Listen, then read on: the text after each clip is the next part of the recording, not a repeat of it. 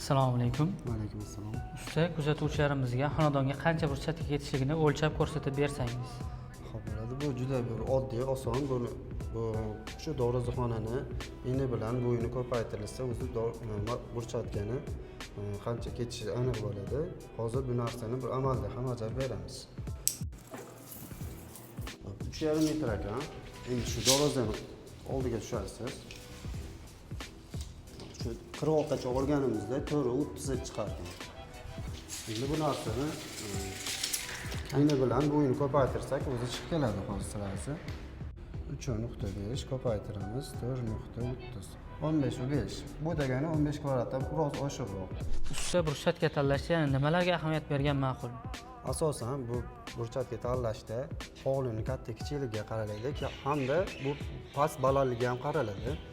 Aynan shu xonadonni misol qilib keltirganda, bu xonadonga 20 ga 20 sulton burchatka tanlaganmiz.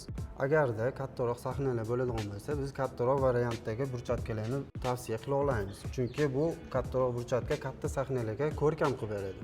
Yanada. Ana endi siz ham o'z hovlingizga ketadigan burchatkani qanday hisoblashni bilasiz.